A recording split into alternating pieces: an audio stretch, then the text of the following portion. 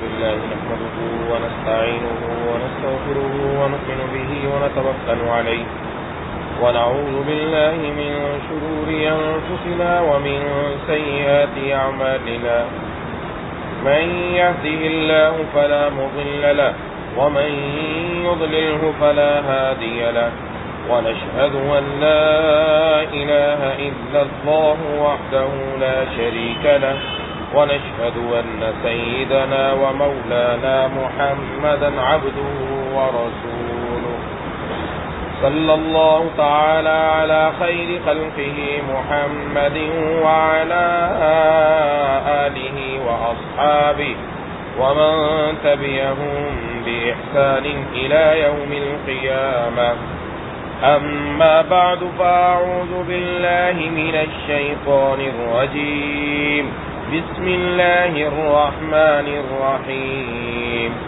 ألف لام ميم غلبت الروم في أدنى الأرض وهم من بعد غلبهم سيغلبون في بضع سنين لله الأمر من قبل ومن بعد ويومئذ يفرح المؤمنون بنصر الله ينصر من يشاء وهو العزيز الرحيم وعد الله لا يخلف الله وعده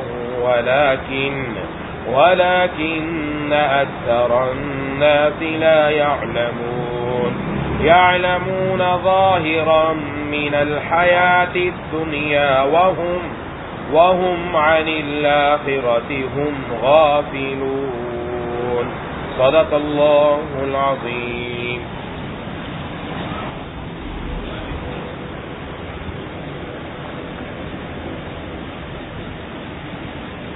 میرے دوستوں اور ساتھیوں اور میری ماؤں بہنوں اور بیٹیوں، آج سورہ روم کی چند آیتیں تلاوت کی ہیں. اس میں اللہ تبارک و تعالی نے ارشاد فرمایا الف لام میم، یہ حروف مقطعات میں سے ہے جس کی مراد اللہ ہی جانتے ہیں. غلبت الروم، رومی لوگ مغلوب ہو گئے. فی ادنى الارض وهم من بعد غلبهم سيغلبون، قریب کی سرزمین میں اور وہ اپنے مغلوب ہونے کے بعد عن قریب غالب ہوں گے. فی بضع سنین، چند ہی سالوں میں. للہ الامر من قبل ومن بعد، سارا اختیار اللہ ہی کا ہے، پہلے بھی اور بعد میں بھی. وَيَوْمَئِذٍ يَفْرَحُ الْمُؤْمِنُونَ، اور اس دن ایمان والے اللہ کی دی ہوئی فتح سے خوش ہوں گے. بِنَصْرِ اللَّهِ يَنْصُرُ مَن يَشَاءُ وَهُوَ الْعَزِيزُ الرَّحِيمُ، وہ جس کو چاہتا ہے فتح دیتا ہے اور وہی صاحب اقتدار بھی ہے، بڑا مہربان بھی ہے. وعد اللہ، یہ اللہ کا کیا ہوا وعدہ ہے.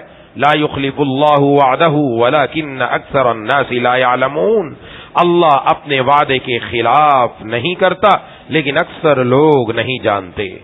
یعلمون ظاہرا من الحیات الدنیا، وہ دنیاوی زندگی کے صرف ظاہری رخ کو جانتے ہیں. وہم عن الآخرۃ ہم غافلون، اور آخرت کے بارے میں ان کا حال یہ ہے وہ اس سے بالکل غافل ہے. اولم یتفکروا فی انفسہم، بھلا کیا انہوں نے اپنے جی میں غور نہیں کیا، اپنے دلوں میں غور نہیں کیا. ما خلق اللہ السماوات والارض، اللہ نے آسمانوں اور زمین کو، وما بینہما الا بالحق، اور ان کے درمیان پائے جانے والی چیزوں کو پیدا فرمایا حق کے ساتھ. وَأَجَلٍ مُّسَمَّى، اور مقرر میعاد کے ساتھ. وَإِنَّ كَثِيرًا مِّنَ النَّاسِ بِلِقَاءِ رَبِّهِمْ لَكَافِرُونَ، اور بہت سے لوگ ہیں اپنے پروردگار سے جا ملنے کے منکر ہیں. اولم یسیروا فی الارض، کیا وہ زمین میں چلے پھرے نہیں؟ فینظروا کیف کان عاقبۃ الذین من قبلہم، تاکہ وہ یہ دیکھتے ان سے پہلے جو لوگ تھے ان کا انجام کیسے ہوا. کانوا اشد منہم قوہ، وہ طاقت میں ان سے زیادہ مضبوط تھے. وَأَثَارُوا الْأَرْضَ، اور انہوں نے زمین بھی جوتی. وَعَمَرُوهَا، اور انہوں نے اس کو آباد کیا. اکثر مما عمروها، اس سے زیادہ جو انہوں نے آباد کیا. وجاءتهم رسلهم بالبينات، اور ان کے پاس ان کے پیغمبر کھلے کھلے دلائل لے کر آئے. فما كان الله ليظلمهم، اللہ تو ایسا نہیں تھا کہ ان پر ظلم کرے. ولكن كانوا انفسهم يظلمون، لیکن وہ خود اپنی جانوں پر ظلم کرتے رہے. ثم كان عاقبة الذين اساءوا السوء، پھر جن لوگوں نے برائی کی تھی ان کا انجام بھی برا ہوا. ان كذبوا بآیات اللہ، کیونکہ انہوں نے اللہ کی آیتوں کو جھٹلایا. وكانوا بها يستهزئون، اور وہ ان کا مذاق اڑایا کرتے تھے.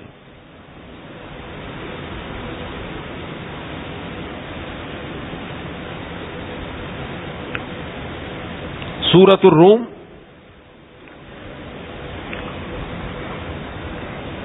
اس سورت کے 6 رکوع ہیں اور 60 آیات ہیں،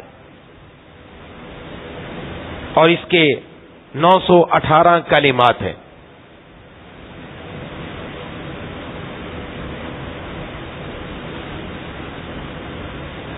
ان آیات کے نزول کا پس منظر ایک خاص ہے. جناب نبی کریم صلی اللہ علیہ وسلم ہجرت سے پہلے تقریباً 6 سال پہلے کی بات ہے. دنیا کے اندر 2 سپر طاقتیں تھیں. آج بھی کہا جاتا ہے سپر طاقتیں، ایک کیسر کی اور ایک کسرا کی. ایک طرف ایران کی حکومت تھی آدھی دنیا پر، یہ آتش پرست تھے، آگ کی پوجا کیا کرتے تھے، مجوسی تھے ایرانی. دوسری طرف عیسائیوں کی حکومت تھی آدھی دنیا پر.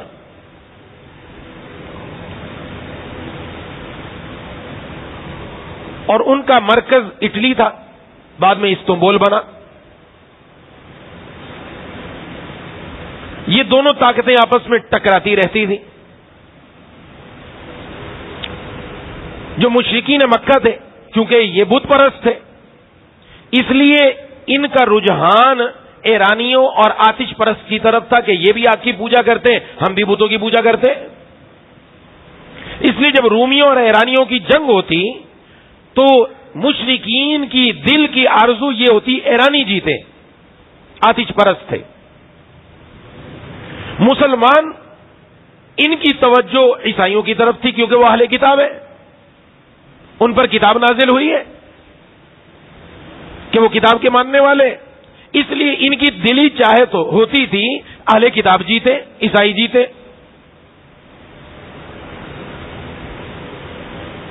تو یہ 6 سال پہلے، ہجرت سے 6 سال پہلے تقریباً ان کی آپس میں لڑائی ہوئی.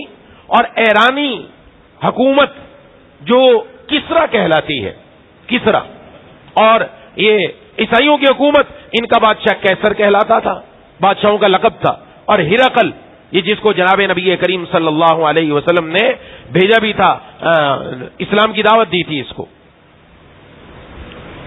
ان کی آپس میں لڑائی ہوئی تو لڑائیوں میں ایرانی جیت گئے، آتش پرست جیت گئے، اور عیسائی حکومت بالکل ختم ہو کر رہ گئی. اب ناممکن تھا کہ کبھی عیسائی حکومت دوبارہ ابھر سکے. بظاہر یہ نظر آ رہا تھا. مشرکین مکہ نے بڑی خوشیاں منائی کہ آتش پرست جیت گئے، اور مسلمانوں کے ساتھ بات کرنا شروع کی کہ دیکھو وہ جو عیسائی تھے وہ اہل کتاب تھے، آتش پرست اہل کتاب پر غالب آ گئے، ایک دن ہم بھی مسلمانوں پر غالب آ جائیں گے. یہ بات شروع کر دی. جناب نبی کریم صلی اللہ علیہ وسلم پر یہ آیات نازل ہوئی. ان سے حضور کی سچائی اور قرآن کی سچائی سب کے سامنے واضح ہو گئی. اس میں شروع میں ہم نے پڑھا کیا اللہ تبارک و تعالی نے ارشاد میں وَهُمْ مِن بَعْدِ غَلَبِهِمْ سَيَغْلِبُونَ. شروع میں فرمایا غلبت الروم، رومی مغلوب ہو گئے، شکست ہو گئی، لیکن ان قریب یہ رومی غالب ہوں گے فی بضع سنین، چند سالوں میں۔ تو یہ مشرکین اپنی خوشیاں منا رہے تھے۔ حضرت ابو بکر صدیق رضی اللہ تعالیٰ عنہ کو اللہ تعالیٰ حضور صلی اللہ علیہ وسلم نے بتایا کہ اللہ کی طرف سے یہ آیت نازل ہوئی، تو آپ گئے اور جا کے مشرکین کو کہا کہ تم جو خوشیاں منا رہے ہو بس چند دن کی ہیں، اس کے بعد رومی بھی غالب آئیں گے، ہم بھی تم پر غالب آئیں گے، کیونکہ ان کو یقین تھا، اللہ تبارک و تعالیٰ نے فرما دیا۔ اب ان دنیا والوں کو کیا پتا، مشرکین کو کیا پتا، ان کے نزدیک بظاہر اسباب مسلمانوں کے بھی غالب ہونے کے نہیں، مسلمان قسم پرسی کی حالت میں ہے، مسلمانوں کے پاس کوئی حکومت نہیں ہے، مسلمانوں پر ظلم ہو رہا ہے، ہجرت سے پہلے مسلمانوں کے پاس کوئی قوت نہیں ہے، اور ادھر عیسائیوں کی کیفیت یہ تھی کہ ان کو منہ چھپانے کی جگہ ہی نہیں مل رہی تھی، تو انہوں نے مذاق اڑایا۔ ابی بن خلف، اس کے ساتھ حضرت ابو بکر صدیق رضی اللہ عنہ کی بات ہوئی، تو اس نے کہا شرط لگاتے ہیں، حضرت ابو بکر صدیق رضی اللہ عنہ لگاؤ شرط کا 10 اونٹوں کی شرط لگاتے ہیں، اگر ایرانی غالب رہے 3 سال کے اندر، 3 سال کی حضرت ابو بکر صدیق رضی اللہ عنہ نے شرط لگائی کہ 3 سال کے اندر رومی غالب آئیں گے دوبارہ۔ اس نے کہا اگر رومی غالب آئے تو 10 اونٹ میں دوں گا، اور اگر ایرانی غالب رہے 3 سالوں میں تو 10 اونٹ آپ دیں گے۔ اب یہ شرط لگانا ناجائز ہے، نہیں لگائی جا سکتی، لیکن ابھی جوئے کی حرمت نہیں آئی تھی۔ قمار جس کو کہا جاتا ہے عربی کے اندر، اس کی حرمت یہ ہجرت کے بعد آئی ہے، بعد میں بتایا گیا، جیسے شراب کی حرمت بعد میں آئی، اس کی حرمت بھی بعد میں آئی، پہلے نہیں تھی، اس لیے حضرت ابوبکر صدیق رضی اللہ عنہ نے لگا لی، منع نہیں ہے۔ آ کر حضور صلی اللہ علیہ وسلم کو بتایا میں اس طرح شرط لگا کر آیا، تو آپ نے فرمایا تم 3 سال کی ٹھیک نہیں لگا کے آئے، کیونکہ اللہ نے فرمایا فی بضع سنین، بضع عربی کے اندر جو لفظ ہے یہ 3 سے لے کر 9 تک بولا جاتا ہے۔ فرمایا تو 10 سال کی شرط لگا کے آؤ، 3 سال کے اندر ٹھیک نہیں، اور 10 سال کی شرط لگا کے آؤ اور کہو کہ میں اونٹ بھی بڑھاتا ہوں، 100 اونٹ بڑھاتا ہوں۔ حضرت ابوبکر صدیق رضی اللہ تعالیٰ عنہ گئے اور جا کر کہا کہ میں شرط کو بڑھانا چاہتا ہوں، 3 سال نہیں 10 سال، 10 سال کے اندر اگر رومی غالب آ گئے 100 اونٹ تو دے گا، اور اگر رومی مغلوب ہو گئے، ایرانی غالب آئے تو 100 اونٹ میں دوں گا۔ کہا ٹھیک ہے، منظور ہے، منظوری ہو گئی، معاہدہ ہو گیا۔ یہ جب حضرت ابوبکر صدیق رضی اللہ عنہ ہجرت کر کے جا رہے تھے تو اس نے ابی بن خلف نے اس نے پکڑا ان کو اور کہا کہ آپ تو جا رہے ہو، کوئی اپنا ضامن دے کے جاؤ، آپ تو ہجرت کر کے نکل جاؤ گے، بعد میں 10 سال پورے ہونے والے کون دے گا وہ 100 اونٹ؟ ان کے بیٹے نے ضمانت لی، میں دوں گا۔ کہا ٹھیک ہے، تو ہجرت کر کے تشریف لے گئے۔ جب ہجرت کر کے تشریف لے گئے، ہجرت والے سال بعد میں جب غزوہ بدر ہوا، جس دن مسلمانوں کو غزوہ بدر میں اللہ تبارک و تعالیٰ نے مسلمانوں کو فتح سے ہمکنار کیا، اسی دن مسلمانوں کے پاس خبر آئی رومیوں اور ایرانیوں کی جنگ ہوئی، رومی آج ایرانیوں پر غالب آ گئے ہیں۔ یہ اللہ نے پہلے بتا دیا تھا قرآن میں، حضور کی سچائی بھی ثابت ہوئی، قرآن کی سچائی بھی ثابت ہو گئی، اور فرمایا مسلمان خوش ہوں گے، اللہ کی مدد ان کے ساتھ آئے گی، اور اللہ جس کی چاہے مدد فرماتا ہے۔ اور اس کو کہا، حضرت ابوبکر صدیق رضی اللہ عنہ نے پیغام بھیجا، کیونکہ اس کو پیغام بھیجا کہ دو اب 100 اونٹ لیے، اور 100 اونٹ لے کر جناب نبی کریم صلی اللہ علیہ وسلم کی خدمت میں آئے۔ آپ نے فرمایا یہ اچھے نہیں ہیں، پسندیدہ نہیں، اللہ کے راہ میں صدقہ کر دو۔ سارے اونٹ 100 کے 100 صدقہ کروا دیے۔ جس طرح حضور صلی اللہ علیہ وسلم حضرت ابوبکر صدیق رضی اللہ تعالی عنہ جب شراب حلال تھی تب بھی شراب کے قریب کبھی نہیں گئے۔ جو چیز آئندہ بھی حرام ہونے والی ہے، قمار، اس کو حضور نے ناپسند شروع سے ہی کیا، اس میں لے جاؤ صدقہ کر دو، ان کو اپنے پاس رکھنا ہی نہیں، صدقہ کر دیے گئے۔ یہاں پر یہ بات کھول کر بیان کر دی گئی۔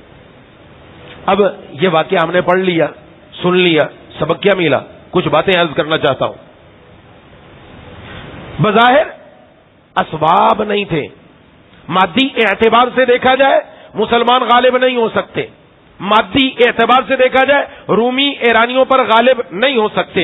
دنیا والوں کی نظر دنیا تک محدود ہے، وہ دنیا کے اندر دیکھتے ہیں یہ کون ہے، یہ طاقت ہے، اس کے پاس وسائل ہے، اسباب ہے، فوجی قوت ہے، اس کے پاس دنیا کی ہر قسم کی مشینری ہے، فلاں ملک، اس کے بعد دنیاوی اسباب نہیں، مادی اسباب کم ہے، قوت کم ہے، فوجی وسائل کم ہے، لہذا یہ کمزور ہے، ہم نے اس کا ساتھ نہیں دینا. آج بھی دنیا ساتھ دیتی ہے، امریکہ کی بات مانی جاتی ہے، ایک دور میں روس کی بات مانی جاتی تھی. ہر ایک دنیا کے اندر سپر طاقت بنتا ہے اور اپنے آپ کے ساتھ کچھ لوگوں کو لے کر چلتا ہے. دنیا والوں کی ان کی طرف نظر ہوتی ہے. ہر ایک دنیا کے اندر یہی دیکھ رہا ہے. ایک یہ دنیا ہے جو ہمیں نظر آ رہی ہے اور ایک قرآن کی دنیا ہے جو قرآن ہمیں دکھانا چاہتا ہے. وہ یہ دکھانا چاہتا ہے دنیا میں جس کو تم سمجھتے ہو یہ طاقت ہے، یہ بڑی طاقت ہے، فرمایا اس طاقت کے پیچھے در حقیقت ایک اور طاقت ہے جو جس کو چاہے غالب کر دے، جس کو چاہے مغلوب کر دے، اور وہ ہے اللہ کی طاقت. اور اللہ جس کے ساتھ ہو وہ دنیا میں غالب ہو کر رہتا ہے. اب کافر تو مانتا ہی نہیں ہے قرآن کو، کافر تو مانتا ہی نہیں، اس لیے کافر تو دنیاوی مادیت کی طرف دیکھتا ہے. آج کا مسلمان بھی مادیت کی طرف دیکھ رہا ہے. آج دنیا کی کیفیت دیکھی جائے، مادیت کی طرف، اسباب کی طرف، اسباب کے اوپر نظر رکھ کر اللہ سے دور ہو کر بیٹھا ہے. حضرات صحابہ کرام رضوان اللہ علیہ مجمعین، قرآن نے اعلان کیا تھا وَأَنْتُمُ الْأَعْلَوْنَ، تم ہی سر بلند رہو گے ان کنتم مؤمنین، اگر تم یقین رکھنے والے ہو، اگر ایمان رکھنے والے ہو اللہ کی ذات پر کہ دنیاوی طاقتیں کیا بیچتی ہیں، یہ مادی اسباب کیا بیچتے ہیں، ان سب سے بڑھ کر طاقت اللہ کی ہے. سپر طاقت صرف اللہ کی ہے. ان کی نظر اللہ پر تھی، اس لیے ان کے پاس اسباب کم تھے. تلواریں ٹوٹی ہوئی، وہ بھی چند لوگوں کے پاس، گھوڑے بھی کم ہوتے تھے، تیر بھی کم ہوتے تھے، لیکن وہ اپنے سے دگنی اور تگنی اور چگنی طاقتوں پر بھی اللہ کو ساتھ لے کر غالب ہو جایا کرتے تھے.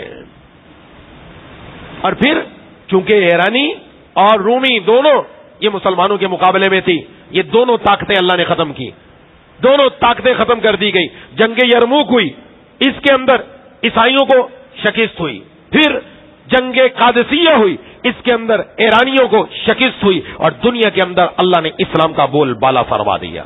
حضرت عمر فاروق رضی اللہ تعالیٰ کے دور میں جنگ قادسیہ ہوئی، بڑی لمبی ہے، اس کے اندر بھی بڑے واقعات ہیں اور بڑی اہم باتیں، وہ پڑھنا چاہیے ہمیں اس تاریخ کو کہ کیا واقعات ہوئے. بہرحال اللہ نے دکھا دیا، اللہ نے مسلمانوں کو رومیوں پر بھی غالب کیا، ایرانیوں پر بھی غالب کیا، اور دونوں سپر طاقتیں پاش پاش ہو گئی، کوئی ان کا نام لینے والا باقی نہ رہا. کیسر اور کسرا جن کا نام تھا، جن کا دبدبا تھا، جن کا رعب تھا، دنیا ان کو دیکھتی تھی، وہ سب کے سب ختم ہو کر رہ گئے. اللہ نے دکھایا جن کے ساتھ ہماری مدد ہوتی ہے وہ کامیاب ہوتے ہیں. علامہ رومی رحمۃ اللہ لکھا ہے حضرت جعفر بن طیار رضی اللہ تعالیٰ عنہ کے بارے میں، یہ اپنے ساتھ اپنے ساتھیوں کو لے کر ایک قلعے پر حملہ آور ہوئے.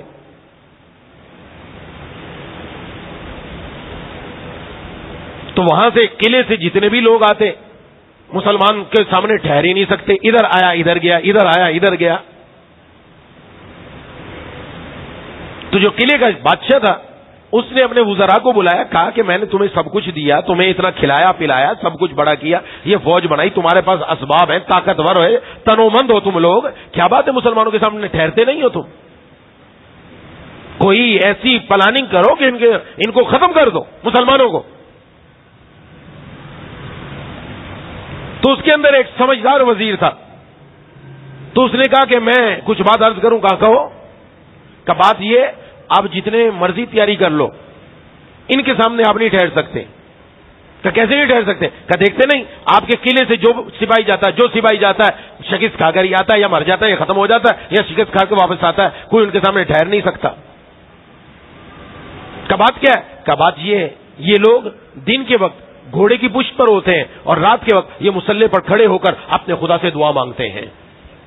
ان کے ساتھ ان کا اللہ ہے، دنیا کی کوئی طاقت ان کا مقابلہ نہیں کر سکتی. ان کے پاس وہ ہتھیار ہے، بڑی بڑی طاقتیں لے کر آ جاؤ، کامیاب نہیں ہو سکتے. علامہ رومی رحمہ اللہ فرماتے ہیں اللہ نے جو دل بلی کو دیا چوہے کے پاس نہیں ہے. ہزاروں چوہوں نے ارادہ کیا، آج بلی بڑی بیمار ہوئی پڑی ہے، مریل سی ہو گئی ہے، کمزور ہو گئی ہے، بہت کھایا اس نے، ہماری نسلوں کو تباہ کیا ہے، آج سب اس پر حملہ کرو، ختم کر دو ایک ہی لمحے میں.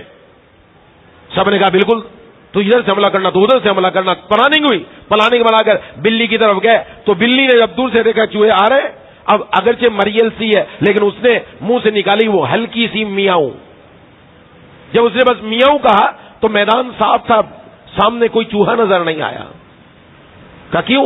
اس لیے کہ اللہ نے بلی کو جو دل دیا ہے وہ چوہے کے پاس نہیں، اللہ نے جو مسلمان کو دل دیا ہے وہ کافر کے پاس نہیں، جو مسلمان کو دل دیا ہے، بشرطے کہ مسلمان اللہ کی ذات پر اعتماد اور یقین رکھنے والا ہو، اللہ تبارک و تعالیٰ کی ذات پر اس کا اعتماد پورا ہو۔ آج چھوٹا سا مسئلہ ہے، بھاگتے ہیں دائیں بائیں بھاگ پڑتے ہیں۔ عورتوں میں بھی یہی مصیبت ہے، مردوں میں بھی یہی مصیبت آنے لگ گئی، ہاتھ پاؤں ڈھیلے چھوڑ کے بیٹھ گئے، کسی نے کچھ کرا دیا ہے، عامل کو پکڑو، بابا کو پکڑو، فلانے کے پاس جاؤ، اس کے پاس جاؤ، ارے کس کے پاس جاؤ؟ رب کے در پر آؤ نا۔ اللہ کی ذات سے اعتماد ختم، رب کے در پر آ کر 2 رکعت نماز پڑھ کے اپنے رب کے سامنے آ کر گڑ گڑا کر یقین کے ساتھ مانگتے، اللہ ضرور فیصلہ فرما دیتے۔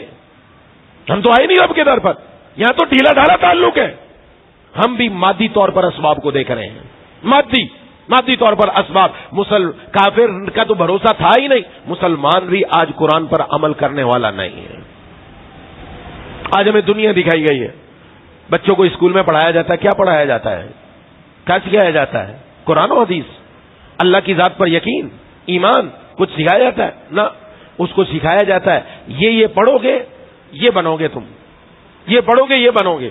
قرآن کریم نے بھی بیان کیا کہ یہ لوگ کیسے تھے، یعلمون ظاہرا من الحیات الدنیا، یہ ظاہری دنیا کی زندگی کو جانتے تھے، کھیتی باڑی کیسے کرنی ہے، کاشتکاری کیسے کرنی ہے، پیسہ کیسے کمانا ہے، کیسے لانا ہے، کیا چیز بیچنی ہے، کیا چیز خریدنی ہے، تعمیرات کیسے کرنی ہے، فنی اعتبار سے بڑے بڑے تھے اور فنی اعتبار سے بڑے بڑے ماہر تھے، زمین سے پانی کیسے نکالنا ہے، کھیتوں کو سیراب کیسے کرنا ہے، ٹیکنالوجی کے اندر آگے کیسے بڑھنا ہے، یہ ساری کی طاقتیں پہلی قوموں میں بڑی تھیں۔ اللہ نے قرآن میں بنایا، تم جاتے نہیں ہو سیر و تفریح کے لیے، تم جاتے نہیں تجارت کے لیے یمن کی طرف، شام کی طرف، راستے میں کتنی ساری قومیں آتی ہیں تباہ شدہ، بے حال، اور ان کی آبادیاں ویران، کوئی رہنے والا نہیں ہے۔ یہ تم سے زیادہ طاقتور تھے، یہ تم سے زیادہ زمینوں کو آباد کرتے تھے، یہ تم سے زیادہ کماتے تھے، لیکن آج ان کا نام و نشان دنیا کے اندر نہیں ہے۔ یہ دنیا تو سب جانتے ہیں لیکن آخرت سے غافل ہیں۔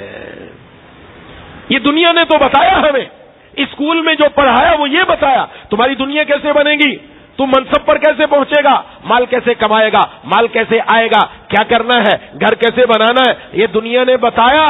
لیکن دنیا کے پاس یہ بتانے کے لیے کچھ نہیں تھا، یہ بتائے تیری زندگی میں سکون کیسے آئے گا، تیری قبر کیسے بنے گی، تیری آخرت کیسی بنے گی۔ تیری دنیا کی زندگی چند گھنٹوں کی ہے، آخرت کے مقابلے میں اس کی حیثیت کچھ نہیں، چاہے 80 سال جی لے، چاہے 100 سال جی لے، ایک اربوں خربوں سالوں کی زندگی آنے والی، اس کے لیے تو نے کیا تیاری کر رکھی ہے۔ وہ جس کتاب میں بیان کی گئی وہ تھا قرآن، نہ قرآن ہمارے گھر میں کھلا، نہ ہماری نسل نے پڑھا، اس کو پتہ کیا چلتا ہے رب کا وعدہ ہمارے ساتھ کیا ہے، اس لیے یقین ختم ہے۔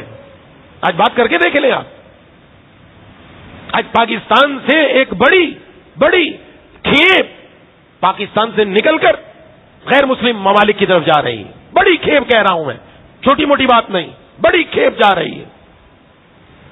کیوں جا رہی ہے؟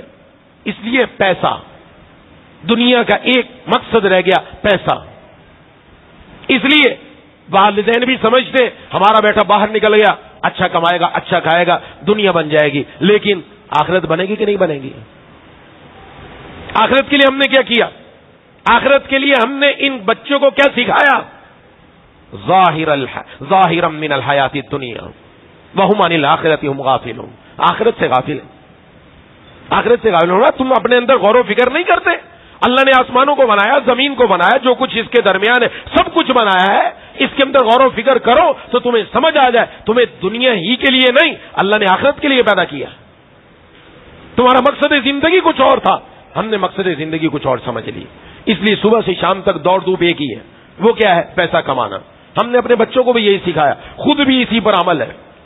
یہ یاد رکھیں، پیسہ کمانا منع نہیں ہے، ابھی چند حدیث میں ذکر کرتا ہوں انشاءاللہ۔ پیسہ کمانا منع نہیں، اس پیسے کو دل پر غالب رکھنا منع ہے۔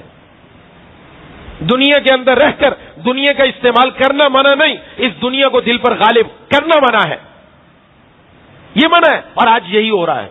اس لیے کہ قرآن سامنے نہیں، حدیث سامنے نہیں، جس کی وجہ سے ہماری نظر ختم ہو گئی، اوجھل ہو گیا، آخرت ایک طرف چلی گئی، دنیا سامنے آ گئی، دنیا کی خوشنمائیاں، رعنائیاں، رنگینیاں آج ہمارے سامنے ہیں۔ اور میں ایک مرتبہ عرض کر چکا ہوں، نمائش کا چکر ہے ہر طرف، نمائش کا چکر ہے، اس لیے نوجوان چاہتا ہے فلاں کے پاس یہ ہے تو میرے پاس کیوں نہیں، لہذا ہاتھ پاؤں مارتا ہے، حلال آئے حرام آئے کہیں نہ کہیں سے میرے پاس آنا چاہیے۔ آج قمار جوئے کا بازار گرم ہے، یہ آن لائن جو کچھ ہو رہا ہے نا، آن لائن ٹریڈنگ ہو رہی ہے، کہا جی $100 دے دو اتنا آنا شروع ہو جائے گا، تب یہ ایک پیکج یہ $100 والا، ایک پیکج $200 والا، ایک پیکج $300 والا دو۔ یہ قمار کہتے کس کو ہے، جوا کہتے کس کو ہے؟ اپنی جو رقم لگائی یا تو وہ کچھ لے کر آئی یا یہ بھی گئی، اور کتنے برباد ہو چکے مجھے معلوم ہے۔ اور پھر پوچھتے اس لیے نہیں کہ مفتی صاحب نے تو منع ہی کرنا ہے، تو مفتی صاحب اپنی طرف سے تھوڑی منع کریں گے، جو منع ہے قرآن و حدیث میں منع کریں گے۔ اللہ نے حلال راستے کتنے دیے ہیں، آج ہماری نوجوان نسل اس میں، حتیٰ کہ بچیاں بھی اس میں لگائی ہوئی ہیں۔ کہا جی کمانے کا طریقہ بڑا ہے، کماؤ، چند دن تو بڑا ان کو دنیا نظر آتی ہے، ہاتھ میں پیسہ آتا نظر آتا ہے، چند دن بعد پتہ چلتا ہے جو کچھ لگایا ختم، چھٹی ہو گئی، موج کرو اب۔ وہ کہتے ہیں ہم نے تمہیں الو بنایا، تم مزید آگے اور الو بنا کے آؤ۔ آج یہی ہو رہا ہے، ہم نے جی تمہیں پھنسایا، تو پھنسا کے لا، 5 بندے پھنسا کے لا، چین بن رہی ہے، چین سسٹم چل رہا ہے۔ یہ کہاں سے ہے چین سسٹم؟ کبھی سوچا بھی ہے، غور بھی کیا؟ مسلمان کا کام یہ نہیں تھا، آج ہمیں اسی میں لگا دیا گیا، جوا، ہاں سود اس پر لگی ہوئی ہے، اور پیسہ آ رہا ہے، پتہ نہیں حلال آ رہا ہے حرام آ رہا ہے، اس میں برکت کہاں سے آئے گی؟ کیوں؟ آخرت اوجل ہو گئی، جس کے سامنے آخرت ہو تو پھر دنیا کے پیسے پر نظر نہیں۔ حضرت ابوبکر صدیق رضی اللہ عنہ نے 100 اونٹ مانا رکھتا ہے، 100 اونٹ، آج بھی اونٹ بہت قیمتی جانور ہے، 100 اونٹ کی قیمت لگاؤ، اس دور کے اعتبار سے بھی کئی لاکھوں بنے گی، سب صدقہ کر دیا حضور کے ایک فرمان پر، سب ختم۔ کیا ان کے دلوں میں حضور کی محبت، ایمان تھا، دین تھا، اللہ پر اعتماد تھا، یقین تھا، توکل تھا۔ اور ہم ہیں تھوڑی سی ہل جل ہو وہیں پریشان ہونا شروع ہو جاتے ہیں۔ ارے اللہ کی ذات پر آؤ، اللہ کے در پر آؤ، رب کے سامنے آ کر مانگو۔ چند احادیث میں عرض کر دوں کہ جناب نبی کریم صلی اللہ علیہ وسلم نے کیا فرمایا۔ یہ احادیث کے اندر باب ہے پورا، ایک کتاب الرقاق، دل کو نرم کرنے والی احادیث، ایک نہیں کئی ہیں، ان کو پڑھے پتہ چل جائے دنیا کیا چیز ہے اور ہم دنیا میں آئے کیوں ہیں۔ یہاں یہ بتانا مقصد نہیں، میں پہلے عرض کر دوں، بار بار عرض کرتا رہتا ہوں، لوگ سمجھتے ہیں شاید ہمیں روکا جا رہا، ڈاکٹر نہ بنو، انجینئر نہ بنو، آپ کے پاس منصب نہ ہو، رتبہ نہ ہو۔ نہیں منع کیا، نہ قرآن کی آیت میں منع کیا، نہ حدیث میں کہیں نہیں منع کیا۔ ہاں منع یہ کیا دل پر دنیا غالب نہ ہو جائے، دنیا کو نیچے رکھو۔ 51% اللہ کی محبت، 49% دنیا کی محبت جائز ہے، اتنی رکھو۔ لیکن آج 51% کیا، 99% دنیا کی محبت، 1% اللہ کی محبت۔ اس لیے اگر کچھ پتہ بھی چلتا ہے تو کہتے نہیں یار چھوڑو رہنے دو۔ وہ کسی اور سے میں نے پوچھ لیا تھا، اس نے کہا حلال ہے۔ دل میں کھٹکا آ رہا ہے، دل دستک دے رہا ہے، ضمیر آواز دے رہا ہے، گڑبڑ کر رہا ہے۔ وہ ضمیر ایک وقت تک تو آواز دیتا ہے، اس کے بعد ضمیر مردہ ہو جاتا ہے، آواز دینا بند کر دیتا ہے۔ جب آواز دینا بند کر دی نا، یہ بڑی مصیبت کی بات ہے، یاد رکھیے گا یہ بات۔ آج دنیا کے اندر جس کے دل میں نور ہوگا نا، یہ یاد رکھیں ایک بڑی اہم بات ہے، کونوا مع الصادقین، قرآن کریم میں فرمایا تم سچوں کے ساتھ ہو جاؤ۔ بہت سارے لوگ ہیں، ہم سمجھتے بڑا عقل مند ہے، سمجھدار ہے، لیکن اس کو گمراہ لوگوں کی بات سمجھ میں آ رہی ہے، جو حضور کے دین کو مضبوطی سے پکڑے ہوئے، قرآن و سنت کو مضبوطی سے پکڑے ہوئے، جن کا ظاہر بتاتا ہے ان کے دلوں میں اللہ کی محبت، حضور کی محبت جمی ہوئی ہے، جنہوں نے اپنی زندگیاں قرآن و حدیث کے لیے وقف کر دی، ان کی بات ان کو سمجھ میں نہیں آتی۔ کیوں سمجھ میں نہیں آتی؟ ظلمت، تاریکی جس دل کے اندر ہوگی وہ ظلمت اور تاریکی کی طرف ہی جائے گا، اس کو نور والی بات سمجھ میں نہیں آئے گی۔ الامان والحفیظ، اللہ ایسی حالت سے ہماری حفاظت فرمائے، ایسی حالت سے اللہ ہماری حفاظت فرمائے۔ آج اچھے نوجوان بظاہر دیکھنے میں بڑے اچھے لگتے ہیں، لیکن ان کے پاس بیٹھ کر دین کی بات کرو تو الامان والحفیظ زبان سے ایسا جملہ نکالتے ہیں کہ ان کا ایمان بھی ہاتھ میں باقی نہیں ہے، ایمان بھی نہیں ہے۔ کیوں؟ ظلمت آ گئی دل میں، اس لیے انہوں نے اس رستے کی طرف گئے کہ آج ہمارا دین آ کہاں سے رہا ہے؟ گوگل سے ٹرانسفر ہو رہا ہے، گوگل پر بیٹھے ہیں۔ آج کل نوجوان آ رہے ہیں نا، آج کل پیسہ بنانے کا چکر ہے، پیسہ بناؤ دبا کے، لہذا اپنا چینل بناؤ، یوتھ کلب بنا لو، نوجوانوں کو پھنسا کر ڈباتے رہو، یہی کام ہو رہا ہے۔ اور یہ دین ہمارا ضائع کر رہے ہیں، ہمارا ایمان بھی ہاتھ سے جا رہا ہے، قرآن و حدیث پر اعتماد ختم ہوتا چلا جا رہا ہے۔ قرآن و حدیث کی بات پر عمل کر کے دیکھیں، پتہ چل جائے گا اللہ کا وعدہ اس وقت بھی تھا، آج بھی ہے اور قیامت تک ہے، اور اللہ اپنے وعدے کو سچا کر کے دکھاتے ہیں۔ آج بھی اگر مسلمان اللہ پر پورا اعتماد کر لے۔ جناب نبی کریم صلی اللہ علیہ وسلم نے فرمایا، ارشاد فرمایا ایک حدیث شریف میں کہ مجھے تم پر فقر کا ڈر نہیں ہے، فقر کا، تمہارے اوپر فقر آ جائے، محتاجی آ جائے، اس کا ڈر نہیں ہے، مجھے ڈر ہے تم پر دنیا اس طرح پھیلا دی جائے گی جس طرح تم سے پہلے لوگوں پر پھیلا دی گئی، دنیا ہی دنیا، ہر طرف دائیں بائیں دنیا، پیسہ دولت یہ آ جائے گا، اس طرح پھیلا دی گئی۔ اور فرمایا پہلے والے لوگ اس کے اندر مگن ہو گئے، تم بھی اس کے اندر مگن ہو جاؤ گے، جس طرح پہلے لوگوں کو دنیا نے ہلاک کر دیا وہ دنیا تمہیں بھی اسی طرح ہلاک کر دے گی۔ یہ واضح بات ہے اور آج ہماری آنکھوں سے نظر آ رہا ہے، آج پیسے کے بلبوتے پر دنیا چل رہی ہے اور اس کو قرآن و حدیث سمجھ میں نہیں آتا، ختم، دنیا نے پہلوں کو بھی ہلاک کیا، ان کو بھی ہلاک کر رہی ہے۔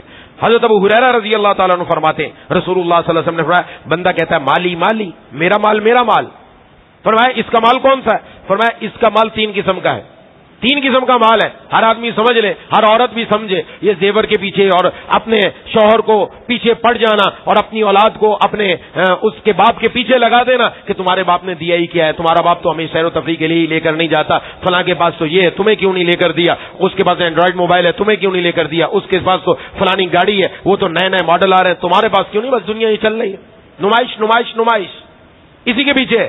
تو حضور نے فرمایا تمہارا مال 3 قسم ہے، کھا لیا ختم ہو گیا، ایک یہ مال ہے تم نے کھا لیا ختم ہو گیا، پہن لیا پرانا کر دیا، اللہ کے راستے میں دے دیا ذخیرہ کر لیا، اللہ کے راستے میں دے دیا ذخیرہ کر لیا، قیامت والے دن کام آئے گا، بس یہ تیرا مال ہے، باقی سارا تو لوگوں کے لیے چھوڑ کے جانے والا ہے، لوگوں کے لیے چھوڑ کے جانے والا ہے۔ بڑی نصیحت کی بات ہے، ایک حدیث بھی اگر سمجھ میں آ جائے نا ہماری ہدایت کے لیے کافی ہے۔ یہ تو بہت ساری حدیث عرض کر رہا ہوں میں۔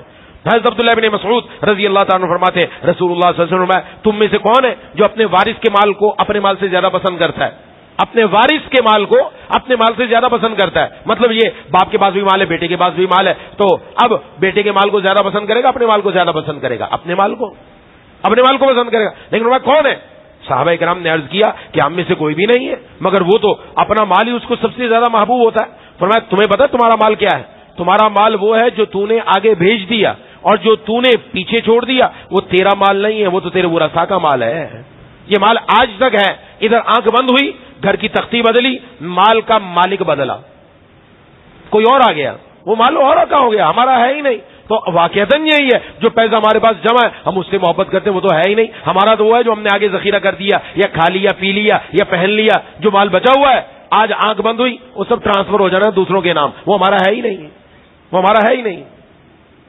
ایک حدیث میں جناب نبی کریم صلی اللہ علیہ وسلم نے فرمایا، اللہ فرماتے ہیں ابن آدم، یہ بڑی اہم حدیث ہے، اے ابن آدم تو فارغ کر لے اپنے آپ کو میری عبادت کے لیے، میں تیرا سینہ مالداری سے بھر دوں گا۔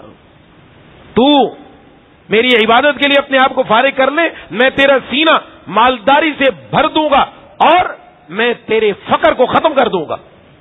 اور اگر تو نے ایسا نہ کیا میری عبادت کے لیے اپنے آپ کو فارغ نہ کیا، فرمایا تیرا ہاتھ مشغولیت میں ہی رہے گا، کام اور دھندوں میں پھنسا رہے گا، اور میں تیرے فقر کو بھی ختم نہیں کروں گا۔ اب اس سے مراد یہ نہیں کہ عبادت کے لیے فارغ کرنے کا مطلب صبح سے شام تک عبادت میں لگ جاؤ، یہ مطلب نہیں ہے۔ ہمارا دین تو بڑا پاکیزہ ہے، بڑا ہی زبردست دین ہے، دین زبردست ہے، اس کے اندر 5 وقت حاضری رب کے در پر دینی ہے، یہ عبادت ہے۔ اور اس کے علاوہ آپ کمانے کے لیے بیٹھے، نیت اچھی کر لو، نیت اچھی کر لو گے صبح سے شام تک کمانا بھی اللہ عبادت میں لکھ دیں گے۔ نیت اچھی کیا کر لو، میرے ذمہ میرا حق، میرے ذمہ میرے بیوی بچوں کا حق، ماں باپ کا حق، ہاں، اور اس کے ذریعے میں دوسروں کے اوپر بھی خرچ کروں گا۔ اب صبح سے شام تک جو کمایا یہ سارا عبادت، بشرطے کہ اس کے اندر دھوکہ نہ ہو، خیانت نہ ہو، رشوت نہ ہو، جوا نہ ہو، جو منع کیا گیا وہ کام نہ ہو، حلال طریقے سے کمایا، سارا عبادت 5 وقت رب کے در پر آتا رہے۔ آگے حدیث آنے والی وہ عرض کرتا ہوں۔ حضرت ابو ہریرہ رضی اللہ تعالیٰ عنہ سے روایت ہے، فرمایا انسان کس انتظار میں ہے، یہ بڑی حدیث کئی مرتبہ بیان کر چکا ہوں، بڑی اہم حدیث ہے۔ دنیا کے اندر چند ہی چیزیں ہیں جس کے انتظار میں آج کہا جاتا ہے بیٹا مال کما لے، مال کما لے، مال کما لے، تو آج مولویوں کے چکر میں پڑ گیا، عورتیں بھی ایک دوسرے کو تانا دیتی ہیں، ہاں کہاں چلا گیا تیرا بیٹا، کیا ہو گیا، کچھ دنیا تو بنا لیتا، کچھ شادی تو کر لیتا، پھر اس کے بعد اللہ اللہ کر لیتے۔ اچھا جی بڑا ٹائم دیا ہے، آپ کے پاس ملک الموت آئے تھے، وہ آپ کو پرچی دے کر گئے کہ آپ یہ دنیا کا سب کچھ کر لیں گے، اس کے بعد ہم آپ کو دنیا سے لے کر جائیں گے۔ کسی کے پاس کوئی پرچی نہیں آئی، ہاں لا یستأخرون ساعۃ ولا یستقدمون، رب کی طرف سے جب وقت آ جاتا ہے نہ ایک لمحہ پیچھے ہوتا ہے نہ ایک لمحہ آگے ہوتا ہے۔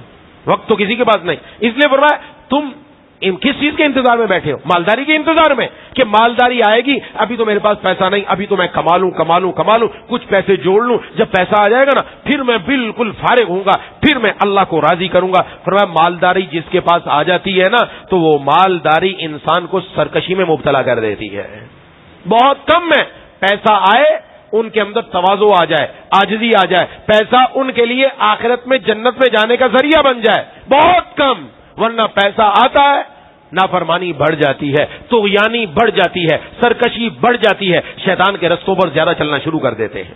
او فقر منسیہ, یا پھر انتظار میں ہو ابھی مالداری ہے, کہا جی ابھی تو پیسہ ہے, چلو اچھا طرح گزار لو, یہ بھی کر لو, یہ بھی گناہ کر لو, وہ بھی گناہ کر لو, شرابوں کے کب لگے پڑے ہیں, یہ بھی گناہ. جب فقر آئے گا تو دیکھ لیں گے. فقر جب آتا ہے انسان کو بھلا کر رکھ دیتا ہے, پھر تو اس کو اپنا آپ بھی یاد نہیں رہتا, پھر کیا آئے گا. او مرض مفسدہ, یا ابھی صحت ہے, تم بیماری کے انتظار میں ہو, صحت کو تو لگا دو دنیا کے لیے, بیمار ہوں گے تو اللہ بھی کر لیں گے, نمازیں پڑھ لیں گے, مسجد پکڑ لیں گے. بیماری آتی ہے تو انسان کو جسم کو خراب کر کے رکھ دیتی ہے. پھر اگر وہ جھکنا بھی چاہے تو جھک نہیں سکتا, اٹھنا بھی چاہے تو اٹھ نہیں سکتا, سجدہ بھی کرنا چاہے تو سجدہ نہیں کر سکتا. اللہ ہم سب کو اس سے محفوظ رکھے, مرتے دم تک اللہ ایسی صحت رکھے کہ اپنے قدموں پر کھڑے ہو کر رکوع اور سجدے کے ساتھ نماز کی توفیق عطا فرما کر رکھے, آمین. یا پھر انتظار میں وہ بڑھاپے کی ابھی جوانی ہے, اس جوانی میں دنیا کماؤ, خوب کرو. بڑھاپا تو سٹیا دیتا ہے, دماغ خراب ہو جاتا ہے آدمی کا, سٹیا دیتا ہے, اس وقت کوئی ہوش نہیں رہتا, پھر کیا کرے گے.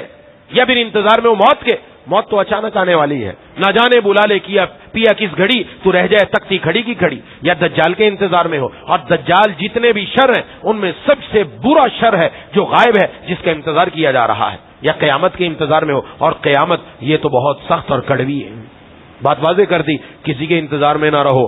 اگر آپ فقر میں ہیں, ابھی حالات اچھے نہیں, تب بھی اللہ سے رشتہ جوڑو. اگر آپ مالدار ہیں تو بھی اللہ سے رشتہ جوڑو, صحت مند ہو تو بھی اللہ سے رشتہ جوڑو, بیمار ہو تو بھی اللہ سے رشتہ جوڑو, جوان ہو تو بھی اللہ سے رشتہ جوڑو, بوڑھے ہو تو بھی اللہ سے رشتہ جوڑو. یہ 6 ہی حالتیں, ان حال میں مرد ہو, عورت ہو, بچہ ہو, جوان ہو, بوڑھا ہو, ہر ایک کو اللہ سے رشتہ جوڑنا. جس نے جوڑ لیا اس کی دنیا بھی بنے گی, آخرت بھی بنے گی. تو کام یہ کرنا ہے. رسول اللہ صلی اللہ علیہ وسلم نے فرمایا, جو شخص اپنی دنیا سے محبت کرتا ہے وہ اپنی آخرت کا ضرور نقصان کرتا ہے, اور جو اپنی آخرت سے محبت کرتا ہے وہ اپنی دنیا کا ضرور نقصان کرتا ہے. ظاہر ہے جو اپنی دنیا کو اپنے آگے رکھے گا نا تو آخرت کا نقصان ہی ہوگا. کیوں؟ اس لیے کہ دنیا کمانے کے لیے نہ حلال دیکھے گا نہ حرام دیکھے گا. کسی کا پیسہ مر رہا ہے, بیٹیوں کا حق مارا, بہنوں کا حق مارا, دوسروں کا حق غصب کیا, ادھر سے زمین لی, ادھر سے لی, ادھر کا لیا, ادھر کا لیا, دھوکہ دیا, خیانت کی, جھوٹ بولا, جوئے سے, سود سے, جس طرح بھی آیا مال جمع کیا. نقصان ہو گیا آخرت کا, اور ٹھیک ٹھاک نقصان ہو گیا. اور ایسا نقصان جس کا خمیازہ بھگتے بغیر کام نہیں ہو سکتا. کوئی جنت میں جانا مشکل, خمیازہ بھگتنا پڑے گا, الا یہ کہ مرنے سے پہلے توبہ کی توفیق مل گئی, جن کا حق مارا ان کا پیسہ واپس لوٹا دیا, پھر یہ سیدھا جنت میں جا سکتا ہے. اور اگر دنیا کے بجائے دین آگے رکھو گے دنیا کا نقصان ہوگا. دنیا والے ناراض ہوں گے, ارے یہ تو ہماری مجلسوں میں نہیں آتا, یہ ہماری شادی میں ہی نہیں آتا. اور شادیوں کے اندر کیا ہوتا ہے, وہاں ناچ گانا ہے, وہاں پر مکس گیدرنگ ہے, اور جو دین پر چل رہا ہے وہ کیسے وہاں پر آئے. لیکن آج المیہ ہے, افسوس سے کہنا پڑتا ہے, جو پہلی صف میں سفید داڑھی والے نماز پڑھتے ہیں وہ ایسی شادیوں میں صف اول میں بیٹھے ہوئے ہوتے ہیں جہاں مکس گیدرنگ ہے. عورتوں اور مردوں کا آنا جانا ہے. عورتوں سے بھی میں گزارش کر رہا ہوں, خدا کے لیے ہرگز ایسی جگہ نہ جاؤ. اگر دنیا میں اللہ تعالیٰ کو ناراض کر دیا لوگوں کو خوش کرنے کے لیے, اللہ اسی قوم کو ہم پر مسلط کریں گے جس کو ہم نے خوش کیا تھا اللہ کو ناراض کرنے کے لیے. جس بیوی نے اپنے شوہر کو خوش کرنے کے لیے اللہ کو ناراض کیا, اللہ شوہر مسلط کریں گے اس کے اوپر, وہ اس کو دنیا کے اندر پگنی کا ناچ نچا دے گا. اور جس شوہر نے اپنی بیوی کو خوش کرنے کے لیے اپنے اللہ کو ناراض کیا, وہ بیوی اس پر مسلط. اولاد کو خوش کرنے کے لیے اللہ کو ناراض کیا, اولاد سر پر مسلط. آج ہم اپنی آنکھوں سے یہ منظر دیکھ رہے ہیں. یہ سب مسلط ہو رہے ہیں اس لیے کہ اللہ کو چھوڑا ہے. فرمایا تم کیا کرو, ما فآسر ما یبقى علی ما یفنا. ایک ہے باقی رہنے والی چیز, ایک ہے فنا ہونے جانے والی چیز. دنیا فانی, آخرت باقی. فرمایا آخرت کو دنیا پر ترجیح دو. تم آخرت لے لو, آخرت پکڑ لو, آخرت مل جائے تمہارا کام بن جائے گا, تمہارا کام بن جائے گا. جیسے پہلے کئی مرتبہ عرض کر چکا کہ ایک بادشاہ نے اعلان کیا کہ کون آج کے دن میں اعلان کرنے والا ہوں. شاہی خزانہ منگوایا اور کہا کہ جو آدمی جس چیز پر ہاتھ رکھے گا وہ اسی کی. سب بھاگے، کسی نے سونے پر رکھا، کسی نے چاندی پر رکھا، کسی نے ہیرے جواہرات پر رکھا، مختلف چیزوں پر رکھا. بادشاہ کے قریب اس کی خادمہ باندھی کھڑی تھی، اس نے بادشاہ کے اوپر ہاتھ رکھ دیا. بادشاہ نے کہا ساری بھاگ رہے ہیں اور جا کر کوئی سونے پر ہاتھ، کوئی چاندی پر ہاتھ، تو وہ عورت ہے، تو بھی زیورات پر ہاتھ رکھ، کوئی تو چیز ملے. اس نے کہا یہ سارے چیزوں پر ہاتھ رکھے. آپ نے کہا جس نے جس چیز پر ہاتھ رکھا اسی کی. میں نے بادشاہ پر ہاتھ رکھ دیا، جب بادشاہ میرا تو سارا خزانہ بھی میرا. تو دنیا کے پیچھے بھاگنے کی بجائے دنیا پیدا کرنے والے کے ساتھ دوستی مضبوط کر لو، انشاءاللہ دنیا قدموں میں آ کر رہے گی. یہ پہلے عرض کر چکا، دنیا کے پیچھے ایسے ہے جیسے سائے کے پیچھے بھاگنا. سائے کے پیچھے بھاگو، سایہ نہیں پکڑ سکتے. دوسری طرف منہ کر کے بھاگنا شروع کر دو، سایہ پیچھے آنا شروع ہو جائے گا. یہ دنیا سایہ ہے، رب کی طرف دوڑنا شروع کر دو، دنیا قدموں میں آ کر رہے گی انشاءاللہ. اور آنکھوں سے دیکھیں گے کہ اللہ کہاں کہاں سے دے رہے ہیں. حضرت ابو امامہ رضی اللہ تعالیٰ عنہ نبی صلی اللہ علیہ وسلم سے روایت کرتے ہیں، فرمایا میرے دوستوں میں میرے نزدیک سب سے زیادہ قابل رشک مومن کون ہے؟ ہمیں یہ بننا چاہیے. سب سے زیادہ قابل رشک مومن کون ہے؟ فرمایا وہ آدمی جو ہلکا ہے، مالی اعتبار سے ہلکا ہے، کم ہے اس کے پاس مال. نمبر 2، لیکن مالی اعتبار سے تو کم ہے، نماز میں بڑا حصہ رکھتا ہے، نماز میں اس کا بڑا حصہ ہے، اور اپنے رب کی عبادت بڑی اچھی کرتا ہے، اپنے رب کی عبادت بڑی اچھی کرتا ہے، اور اللہ تعالیٰ کی اطاعت چھپ کر بھی کرتا ہے.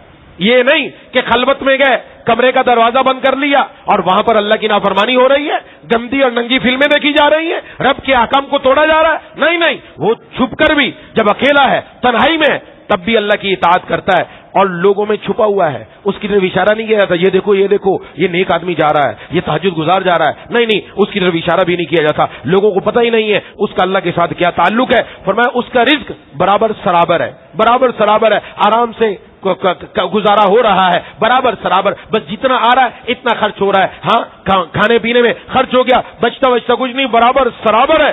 فرمایا آپ صلی اللہ علیہ وسلم نے، اس آدمی نے اسی حالت پر صبر کیا. اور عجیب بات، آپ نے پھر چٹکی بجائی. فرمایا اس کی موت جلدی آ گئی، اس پر رونے والے بھی کم ہیں، اس کی میراث بھی کم ہے. یہ بندہ مجھے سب سے زیادہ پیارا ہے، یہ بندہ مجھے سب سے زیادہ پیارا ہے. حضور کس کو پیارا فرما رہے ہیں؟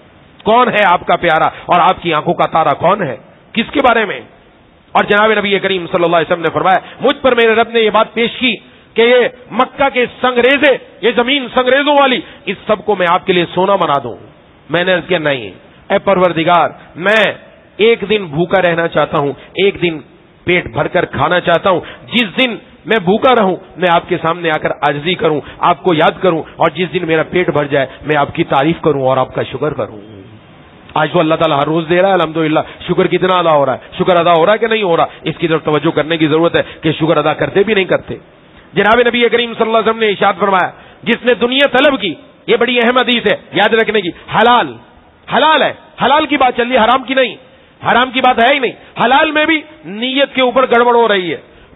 کیوں حلال کمایا؟ اس لیے حلال کمایا تاکہ لوگوں کے سامنے ہاتھ نہ پھیلانا پڑے.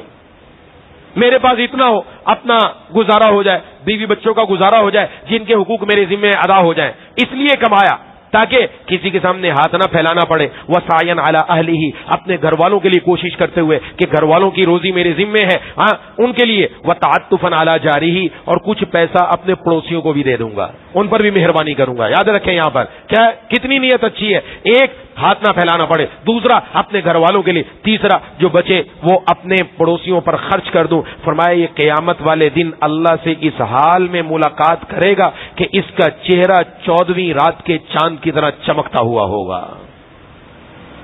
اس سے پتہ چل رہا ہے حلال کمانا منع نہیں ہے، حلال کھانا منع نہیں ہے. حلال کمائے، ڈاکٹر بنے، انجینئر بنے، اونچی سے اونچی پوسٹ پر جائے، لیکن نیت خراب نہ ہو. آگے نیت خراب کا مسئلہ، جس نے دنیا طلب کی حلال راستے سے کی، حرام کی بات نہیں. حلال کی کیوں کی؟ تاکہ زیادہ پیسہ آئے، زیادہ دولت آئے. اس لیے نمبر 2، فخر کرنے کے لیے، دوسروں پر فخر کر سکوں، دیکھ میرے پاس یہ ہے. اور مرائین، دکھلاوے کے لیے کہ لوگوں کو پتہ چلے، نمائش ہو، دکھلاوا ہو، میرا ایسا گھر، میری ایسی گاڑی، میں وہ، یہ بتانے کے لیے. فرمایا اللہ سے وہ ملاقات اس حال میں کرے گا، اللہ اس پر سخت ناراض ہوں گے. اب بندے کے ہاتھ میں ہے وہ اللہ سے کس حال میں ملاقات کرے. الحمدللہ ہر آدمی کماتا ہے, ہر آدمی کمانے کے لیے جاتا ہے, لیکن نیت اچھی کر لیں. اس لیے جا رہے ہیں کسی کے سامنے ہاتھ نہ پھیلانا پڑے, اس لیے جا رہے ہیں گھر والوں کی ذمہ داری ہم پر, ان کی ذمہ داری پوری کرنے کے لیے جا رہے ہیں. اور تیسرا یہ کہ جو کچھ بچے گا پھر وہ دائیں بائیں پڑوسیوں کو بھی دیں گے, جہاں اپنا پیٹ بھرا وہاں دائیں بائیں کا بھی بھریں گے تاکہ ان کے اوپر بھی کچھ دے دیا جائے. تو یہ بندہ قیامت کے دن چہرہ 14ویں کے چاند کی طرح چمکتا ہوا ہوگا. حضرت علی رضی اللہ تعالیٰ نے فرمایا, حضور نے فرمایا دنیا چلی جا رہی ہے, الفاظ کی طرف غور کیجیے گا, دنیا فرمایا ارتحلت الدنیا مدبرۃ, دنیا چلی جا رہی ہے, وارتحلت الآخرہ مقبلۃ, اور آخرت چلی آ رہی ہے. دنیا چلی جا رہی ہے, آخرت چلی آ رہی ہے. فرمایا ان میں سے ہر ایک کے کچھ بیٹے ہیں, یعنی کچھ لوگ ہیں جو دنیا کے ہیں, جو آخرت کے ہیں. فرمایا تم تو آخرت والے بن جانا, تم آخرت والے بن جانا, دنیا والے نہ بننا. آج عمل کا دن ہے, حساب نہیں, کل حساب کا دن ہے, عمل نہیں ہوگا. آج تمہارے پاس ہے, تم آ جاؤ اللہ کی طرف اور اللہ کو راضی کر لو. یہ حضور صلی اللہ علیہ وسلم نے کیسے واضح واضح ارشادات فرمائے ہیں, کس طریقے سے ہمیں سمجھایا ہے.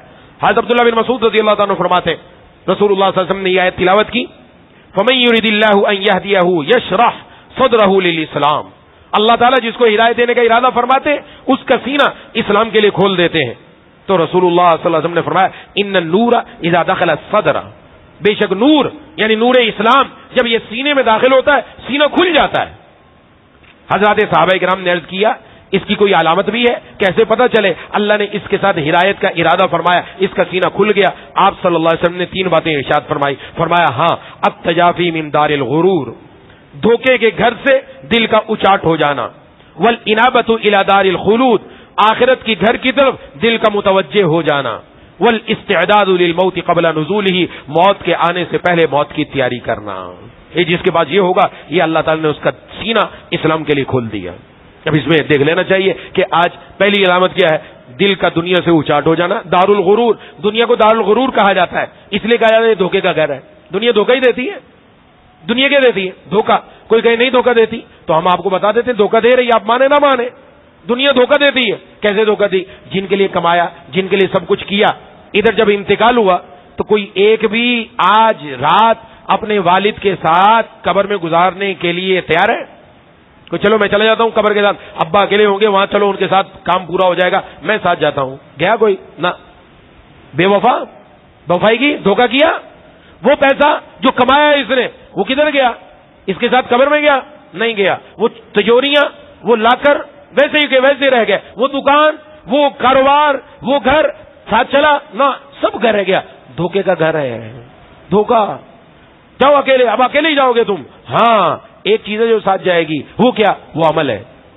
عمل ہے وہ اللہ تبارک و تعالیٰ کے لیے جس نے عمل کیا. اللہ کی ذات باوفا, اللہ کی ذات باوفا, صرف اللہ کی ذات باوفا, جس نے دنیا میں اللہ سے وفا کی, دنیا میں اللہ کی مان کر چلا, رحمان کی مان کر چلا, دنیا کے اندر شیطان کی نہ مانی, رحمان کی مانی, اس کے مطابق چلا. اللہ ایسے باوفا ہیں, دنیا میں زمین کے اوپر بھی وفا, زمین کے اندر بھی وفا, آخرت میں بھی وفا کریں گے, یہاں تک کہ جنت میں پہنچا دیا جائے گا. اب قبر میں جائے گا, ادھر سے نماز, ادھر سے روزہ, ادھر سے قرآن, ادھر سے فرشتہ, ادھر سے اس کے نیک اعمال اچھی اچھی صورتوں میں آنا شروع ہو جائیں گے. سبحان اللہ, اس کو پتہ ہی نہیں چلے گا کہ میں تنہا ہوں. ہاں دائیں بائیں اس کے ساتھی آ گئے. یہ جن کو اس نے دنیا میں اپنا ساتھی بنایا, جن اعمال کو, وہی اعمال اس کا ساتھ دینے والے. یہ ہے چیز وفا کرنے والی. مجھے اور آپ کو دیکھنا ہے آج ان کے ساتھ ہم نے وفا کی ہے کہ نہیں کی. اگر وفا نہیں کی تو پھر یہ قبر میں ہمارا ساتھ دینے والے نہیں. اس لیے موقع ہے وفا کر لی جائے, ان کو اپنی زندگی میں لایا جائے. قبر میں یہی وفا کرنے والے ہیں. تو دنیا کے گھر سے دل کا اچاٹ ہو جانا, ایسا نہیں کہ دل اچاٹ, اس کی مثال ایسے بیت الخلا گھر میں ہوتا ہے کہ نہیں ہوتا؟ ہر گھر میں بیت الخلا ہے, لیکن بیت الخلا میں کوئی آدمی اندر کوئی بستر بھی لگاتا ہے جا کر کہ چلو ساری رات ادھر گزار لیتے ہیں, ادھر آرام کرتے ہیں؟ نہیں کرتا. بیت الخلا بوقت ضرورت, بقدر ضرورت استعمال ہوتا ہے. جب ضرورت ہوئی قضاء حاجت کی, چلا گیا, فارغ ہوتے ہی فوراً بیت الخلا سے باہر آ گیا. اس کا مطلب بیت الخلا کی جتنی ضرورت ہے اتنا استعمال کیا, باقی باہر آ کر زندگی گزاری. دنیا کو بھی ایسے استعمال کریں جتنی ضرورت ہے, اس کو اپنے دل پر غالب نہ کریں. دل پر غالب ہو گئی مسئلہ خراب ہو جائے گا. دل پر غالب نہیں رکھنا, دل پر غالب مولا کی محبت ہونی چاہیے. یہ جو دھوکے کا گھر ہے یہی ہے. اور آج یہی میں نے کافروں کی بات عرض کر دی, وہ تو ہیں ہی اسی کے پیچھے, وہ تو دنیا کے پیچھے ہے. اور چونکہ ہم صبح سے شام تک یہی دیکھتے ہیں, مصیبت ہے نا. کیا میں بار بار عرض کرتا رہتا ہوں, اس لیے بار بار عرض کرتا ہوں, شاید کہ اتر جائے تیرے دل میں میری بات. گرچہ انداز میرا شوق نہیں ہے, شاید کہ اتر جائے تیرے دل میں میری بات. یوٹیوب, ہاں جی, اسی کے اوپر, فیس بک اسی کے اوپر, یہ کما رہا ہے, اس کے اتنے بندے ہو گئے, اس کے اتنے لائکس ہو گئے, اس نے اتنی کمائی کر لی, اتنی ارننگ ہو گئی, ہم بھی کریں, ہم بھی اسی چکر میں پڑ جائیں. بس صبح شام یہی چکر ہے. دماغ اسی کے ارد گرد گھوم رہا ہے, اسی کے ارد گرد. بھوکا ہو نا, بھوکا آدمی, اس سے اگر پوچھا جائے 2 + 2 کتنے ہوتے ہیں, وہ جواب کیا دے گا؟ 4 روٹی. کیوں؟ بھوک لگی ہوئی ہے. آج دنیا کی بھوک ہے, اس لیے وہ جہاں بھی بات کرتا ہے وہ کہتا ہے دین کے ذریعے بھی دنیا ہی ملے. میں یہ عمل کروں تو دنیا آنی چاہیے ہاتھ میں, پھر تو کام بنے, ورنہ کام نہیں بنے گا. پھر کام بنتا ہے. تو یہ دنیا کے پیچھے. ہاں, آخرت کی طرف دل متوجہ ہو جائے, آخرت کی طرف دل متوجہ جس کا ہو گیا کہ دنیا میں ہے, دنیا کے اندر ہے, لیکن دنیا کے مشغلوں میں بھی وہ باخدا رہے, دنیا کے مشغلوں میں بھی وہ باخدا رہے, وہ سب کے ساتھ رہ کے بھی سب سے جدا رہے. وہ دنیا میں رہتے ہیں لیکن دل دنیا میں نہیں, دل مولا کے ساتھ چپکا ہوا ہے, دل اللہ کے ساتھ چپکا ہوا ہے. انہوں نے اپنے آپ کو اللہ کے ساتھ چپکا دیا. قرآن نے جو ان کو دنیا دکھائی, حدیث نے جو ان کو دنیا دکھائی, وہ اس دنیا کو لینے کے لیے ہے, وہ اس دنیا کے لیے اپنے آپ کو اللہ کے حوالے کر دیتے ہیں. پھر اللہ تبارک و تعالیٰ دنیا میں سب کچھ عطا فرماتے ہیں.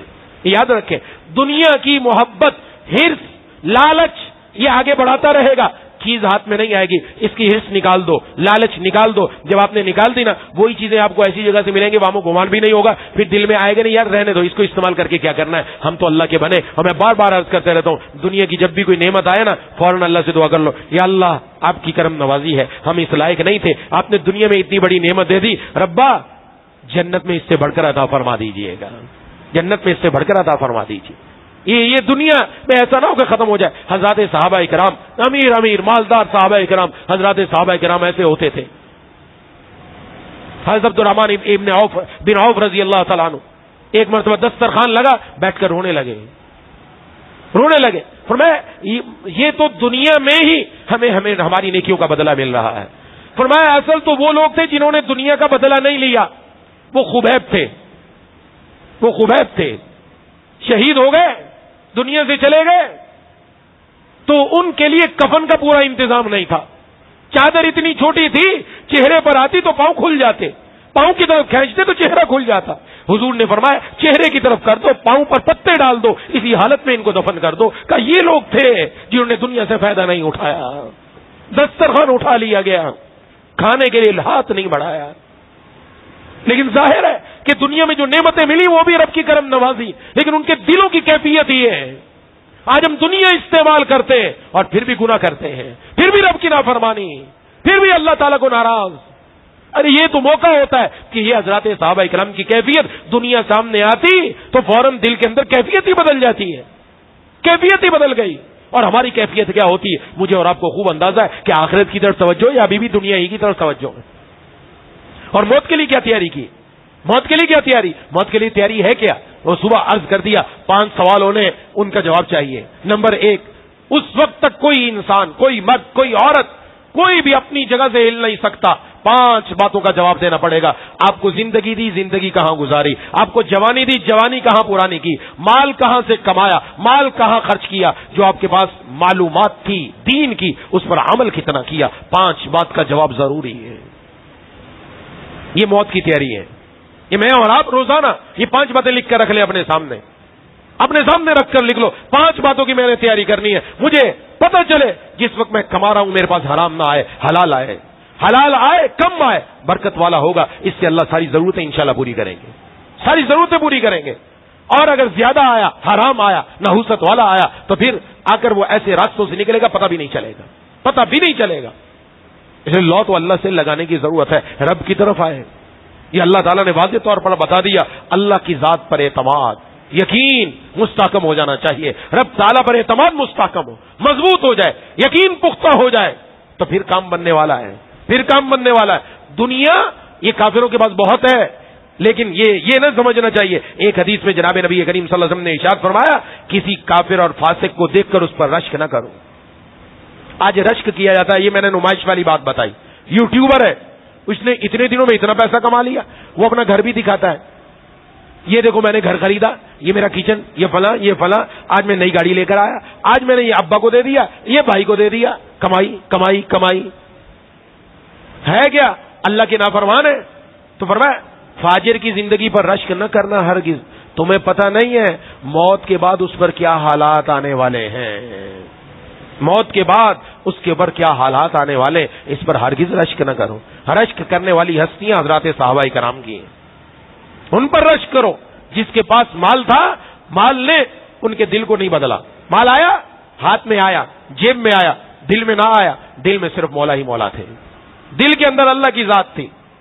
خواجہ صاحب حضرت مظہور رحمۃ اللہ علیہ بڑے بڑے علماء کے ساتھ بیٹھے ہوئے تھے. حکیم الامت حضرت تھانوی رحمہ اللہ کی جب رحلت ہو گئی, وفات پا گئے, اس کے بعد بڑے بڑے علماء نے رجوع آپ سے ہی کیا. آپ کے پاس بیٹھے ہوئے تھے, ہنسی مذاق کی کوئی بات چل رہی تھی, تو خواجہ صاحب نے فرمایا اس وقت کس کا دل اللہ تعالی کی طرف مصروف تھا؟ ہنسی مذاق کی بات ہو رہی اس میں. پھر خود ہی چونکہ شاعر تھے, کہا ہنسی بھی ہے گو لبوں پہ ہر دم, ہنسی بھی ہے گو لبوں پہ ہر دم, آنکھ بھی میری تر نہیں ہے, جو دل رو رہا ہے پہ ہم کسی کو اس کی خبر نہیں ہے.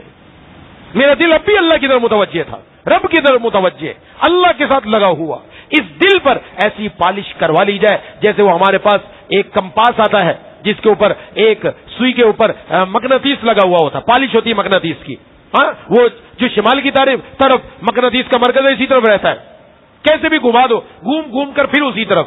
دل پر اللہ کی محبت کی پالش کروا لیجئے تاکہ دنیا میں کہیں بھی جائے ہم کسی طرف لے کر جائیں, دل گھوم گھوم کر پھر دوبارہ اللہ ہی کی طرف چلا جائے, کسی اور طرف جائے ہی نہیں, کسی اور طرف جائے ہی نہیں. اس دل پر پالش کروا لی جائے, اللہ تعالیٰ سے ایسا رشتہ قائم کر لیا جائے. یہ ہماری ذمہ داری, آپ کی ذمہ داری, مرد و عورتوں سب کی ذمہ داری. اپنے گھر کا ماحول بنائیں, ایک دوسرے کے معاون بنے, مددگار بنے. میاں بیوی ایک دوسرے کے دین میں معاون, اولاد والدین آپس میں ایک دوسرے کے دین کے معاون, بہن بھائی آپس میں دین میں ایک دوسرے کے معاون. دیکھو پھر آگے کیسے نکلتے ہیں. پھر اللہ تبارک و تعالیٰ دنیا ہی ہماری جنت بنا دیں گے انشاءاللہ. دنیا ہی میں جنت کا مزہ اللہ تعالیٰ عطا فرما دیں گے. دعا ہے کہ اللہ تعالیٰ مجھے اور آپ کو ان باتوں پر عمل کرنے کی توفیق عطا فرمائے. وآخر دعوانا ان الحمدللہ رب العالمین. بسم اللہ الرحمن الرحیم. الحمد للہ رب العالمین الرحمن الرحیم مالک یوم الدین.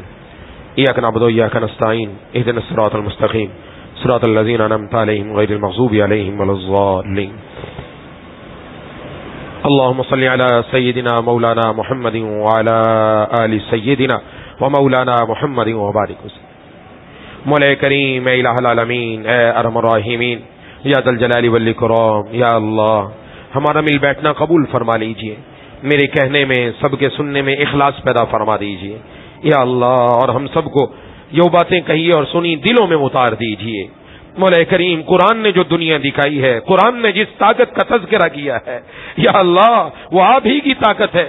یا اللہ آپ کی ذات پر ہمیں پورا اعتماد اور دلوں میں یقین نصیب فرما دیجئے. ہمارا ایمان جو کمزور ہو چکا بدعمالیوں کی وجہ سے, دنیا کے اندر غفلت اور لاپرواہیوں کی وجہ سے ہمارے ایمان کے اندر جو کمزوری آ گئی, ہمارا ایمان نچلے درجے پر چلا گیا, ہمارے ایمان کو مضبوط فرما کر سب سے اوپر والے درجے پر کر دیجئے. مولا کریم اے الہ العالمین, اے ارحم الراحمین, یا ذا الجلال والاکرام, ایسے اعمال کرنے کی توفیق عطا فرما کل ہمیں معیت انبیاء علیہم السلام کی, صالحین کی, شہداء کی اور صدیقین کی عطا فرما دیجئے گا. مولا کریم الہ العالمین, اے ارحم الراحمین, یا ذا الجلال والاکرام, یا اللہ حلال کما کر حلال کھانے کی توفیق عطا فرما دے. لقمہ حرام سے ہم سب کی حفاظت فرما. نمائش, ریا, دکھلاوا, نام و نمود سے ہم سب کی حفاظت فرما. مولا کریم اخلاص کی دولت سے مالا مال فرما. یا اللہ, یا اللہ, یا ارحم الراحمین, جیسا آپ چاہتے ہیں ویسا ہم سب کو بنا دیجئے. یا اللہ, یا اللہ, آخرت سے ہم غافل نہ ہو. یا اللہ دنیا دلوں پر ایسی غالب نہ ہو کہ ہم آخرت سے غافل ہو جائیں. یا الہ العالمین, اللہم لا تجعل الدنیا اکبر ہمنا ولا مبلغ علمنا ولا غایت رغبتنا ولا تسلط علینا من لا یرحمنا. اللهم زدنا ولا تنقصنا واکرمنا ولا تهنا واعطنا ولا تحرمنا وآثرنا ولا تؤثر علينا وارضنا وارض عنا. مولا کریم الہ العالمین اے ارحم الراحمین یا ذا الجلال والاکرام، ہم میں سے جو بیمار، گھروں میں جو بیمار، دوست احباب میں جو بیمار، مردوں میں کوئی بیمار، عورتوں میں کوئی بیمار، یا جنہوں نے بیماروں کے لیے دعا کے لیے کہا تھا یا کہنا چاہتے تھے نہیں کہہ سکے، یا ہم سے امید رکھتے ہیں کہ یہ ہمارے لیے دعا کریں گے، یا الہ العالمین یا ارحم الراحمین سب بیماروں کو شفائے کاملہ عاجلہ مستمرہ عطا فرما۔ مولا کریم ملک پاکستان کو معاشی اعتبار سے مستحکم فرما دے۔ یا اللہ دنیا اس کو ٹوٹا ہوا دیکھنا چاہتی ہے، دنیا کفر اس کی نظریں آج ملک پاکستان پر ہیں، اس کے لیے تدبیریں کی جا رہی ہیں کہ ملک پاکستان کسی طریقے سے ڈیفالٹ کر جائے۔ اے الہ العالمین آپ کی طاقت سب سے زیادہ ہے، دنیا اگرچہ دیکھ رہی ہے مادی اسباب کو، یا اللہ ہم نے آج ہی پڑھا آپ نے غلبہ عطا کیا مسلمانوں کو جب بظاہر اسباب اور وسائل نہیں تھی، آپ کی طاقت ان کے ساتھ تھی۔ یا اللہ آج بھی آپ ہمارے ساتھ ہو جائیے، یا اللہ مسلمانوں کو غلبہ نصیب فرما دیجئے، اسلام کا بول بالا فرما دیجئے، کفر کا منہ کالا فرما دیجئے، ان کی ساری سازشوں کو انہی پر الٹ دیجئے۔ مولا کریم معاشی اعتبار سے جو مسلمان پریشان حال ہے، آج بھی کچھ ساتھیوں نے کہا بہت پریشان ہے، مقروض ہو گئے، ان کے کاروبار بند ہو گئے اور قرض خواہ ان کے پیچھے پڑے ہوئے ہیں، ان کی عزت کا خطرہ ہے۔ مولا کریم اپنے غیب کے خزانوں سے ایسے سارے مسلمانوں کے قرضوں کے ادا کرنے کی ترتیب بنوا دیجئے یا اللہ، اور جو قرض خواہ ہیں ان کے دلوں میں بھی نرمیاں ڈال دیجئے، ان کے دلوں میں بھی رحم ڈال دیجئے، تاکہ ان کو پتہ چل جائے کہ یہ ہمارا بھائی مسلمان یہ کمزور ہے، یہ ابھی دے نہیں سکتا، طاقت نہیں ہے اس کے اندر۔ یا اللہ وہ اس کی عزت کو ذلت میں نہ بدلے، یا اللہ وہ اس کی عزت، یا اللہ عزت نفس ہر آدمی کی یا اللہ باقی رکھیے، کسی کے سامنے ذلیل نہ ہونا پڑے۔ مولا کرم فرما دے۔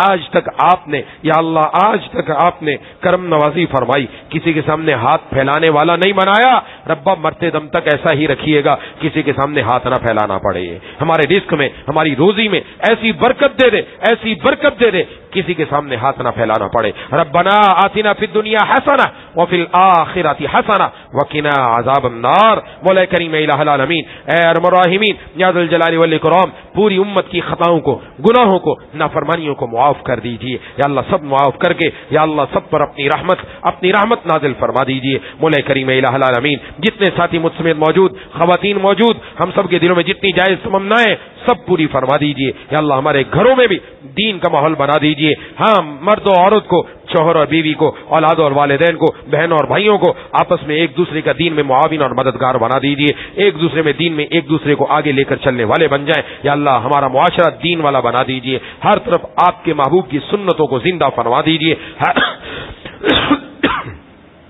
مولا کریم الہ العالمین آپ کے سامنے کوئی چیز مشکل نہیں ہے، ربا آپ تو قادر ہیں یا اللہ آپ کی ذات تو وہ ہے جس نے بغیر ستونوں کے آسمانوں کو تھام رکھا ہے، ہمارا دل تو چھوٹا سا ہے، اس کو بھی تھام لیجئے، جو نعمتیں آپ نے دنیا میں دی، یہ ہمیں آپ نے نعمت لباس کی دی، کھانے کی دی، گھر کی دی، اور ہزارہ نعمتیں ہمیں دی، یا اللہ اس سے بڑھ کر ہمیں جنت میں عطا فرما دیجیے گا، اس سے بڑھ کر جنت میں عطا فرما دیجیے، قیامت کی رسوائی سے ہم سب کی حفاظت فرما دیجیے۔ آج تک آپ نے ہمیں عزت سے رکھا یا اللہ، مرتے دم تک عزت، اور آخرت میں اصل عزت تو آخرت کی ہے، وہاں کی عزت بھی عطا فرما دیجیے۔ اگرچہ ہمارے اعمال ایسے نہیں ہیں، ہمارے اعمال ذلتوں والے، رسوائیوں والے ہیں، آپ نے دنیا میں ہمارے اوپر ستاری کا پردہ ڈالا ہے، رب آخرت میں بھی ستاری کا پردہ ڈال دیجیے، ستاری کا پردہ ڈال دیجیے، معاف کر دیجیے یا اللہ، معاف کر دیجیے۔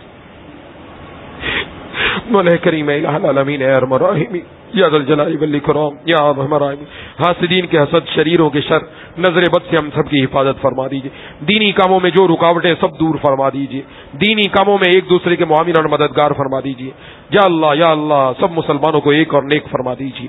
اللهم كل خير لكل مسلم ومسلمة، اللهم ارحم امة محمد صلى الله عليه وسلم، ربنا تقبل منا انك انت السميع العليم وتب علينا انك انت التواب الرحيم، صلی اللہ تعالی علی خیر خلق محمد وعلی آلہ واصحابہ اجمعین برحمتک یا ارحم الراحمین، آمین یا رب العالمین۔